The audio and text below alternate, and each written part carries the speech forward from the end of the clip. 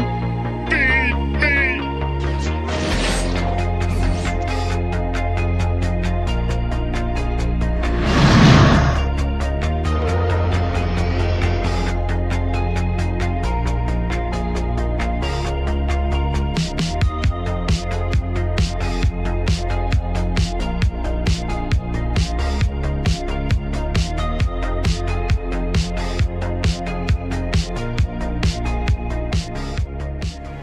It's showtime.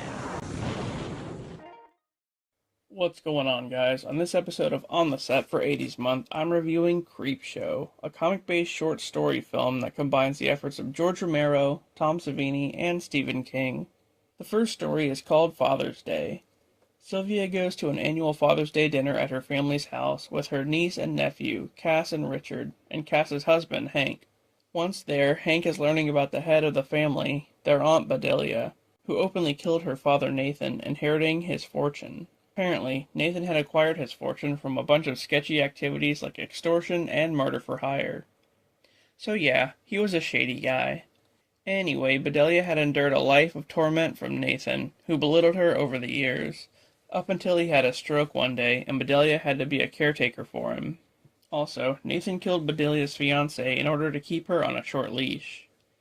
After all of that, she ended up snapping one day and killed Nathan.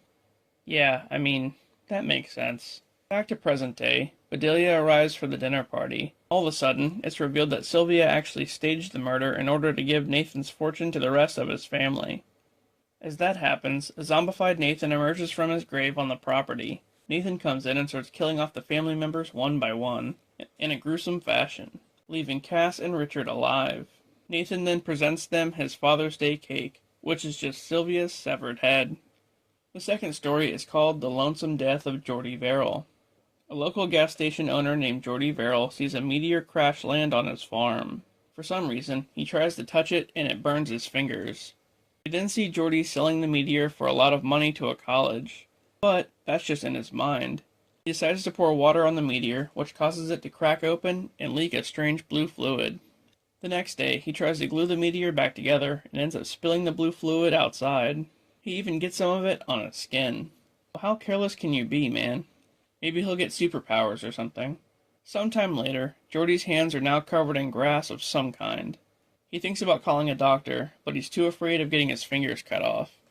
As time goes on, the liquid causes all the vegetation on his farm to grow an insane amount. Also, his body is now covered. After getting drunk and passing out, Jordy wakes up thinking the whole thing was just a dream. But it wasn't. Now the grass is literally all over the place. He tries to take a bath, but the ghost of his father appears and says not to because that's what the plant wants. Despite this, he jumps in the tub anyway. The following day, Jordy has now become a giant plant and he ends up killing himself as the vegetation spreads down the road. The third story is called Something to Tide You Over. We meet a millionaire named Richard who confronts Harry, a guy that his wife Becky is having an affair with. Despite Richard and Becky not having been intimate for some time, Richard still plans to keep what's his.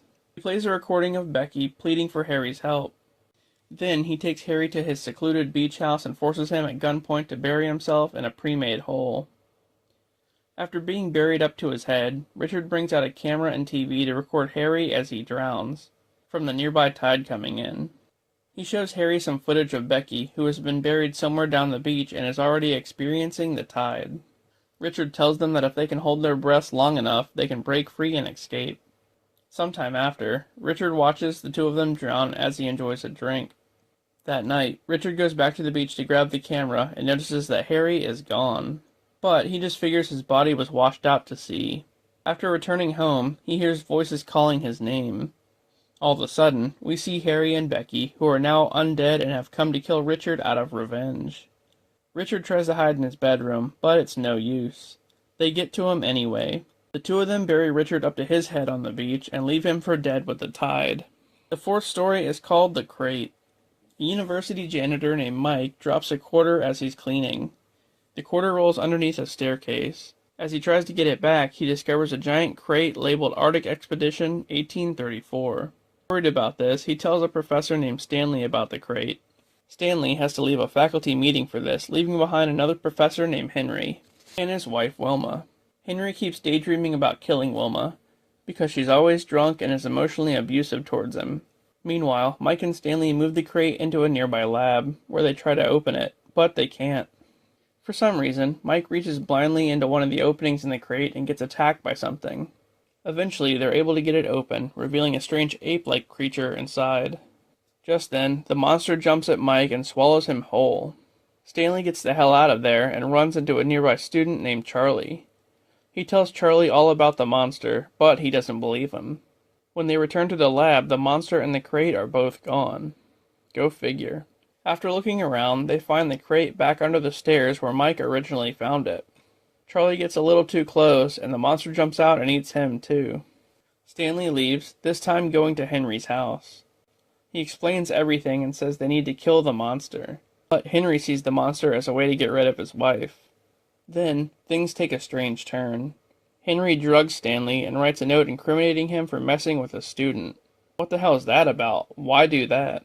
Soon enough, Wilma shows up and is led under the staircase where the monster proceeds to eat her. The next day, Henry tells Stanley that he took the crate and sunk it to the bottom of a lake. But little do they know, the monster escaped. The final story is called They're Creeping Up on You. We're introduced to Pratt, a businessman who has a crippling fear of germs. Because of this, his apartment is sealed tight and he has cameras everywhere. The only contact he has with his employees is through the phone, so it seems like he never leaves his apartment.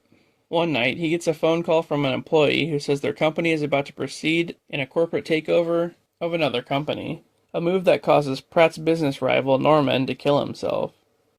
All of a sudden, Pratt starts to see roaches crawling around his apartment and he freaks out. He starts to angrily kill them off, but just then, he gets another phone call, this time from Norman's wife, who curses Pratt for causing his death. The roach problem gets worse when he finds some of them in his food processor. Yeah, at that point, I would just leave. The building superintendent calls, who is out of town. With the amount of roaches growing, Pratt demands the superintendent send an exterminator to his apartment. And just then, the maintenance man says through the front door that he's calling the exterminator, but he says it in a mocking tone. All of a sudden, the whole building goes black as a blackout occurs in town, during which time roaches start pouring in. After failing to contact the police, he locks himself inside a safe room as the roaches take over the apartment. Then, as Norman's wife calls back, roaches get into the safe room, causing Pratt to fall out with a heart attack. Yeah, that's a pretty terrible situation for sure. And just then, the power comes back on and the roaches are gone. When the maintenance guy calls to check in, the roaches start pouring out of Pratt's mouth. The end. And yeah, that was Creepshow, 5 short stories by Stephen King, directed by George Romero, with special effects by Tom Savini. Couldn't get any better than that.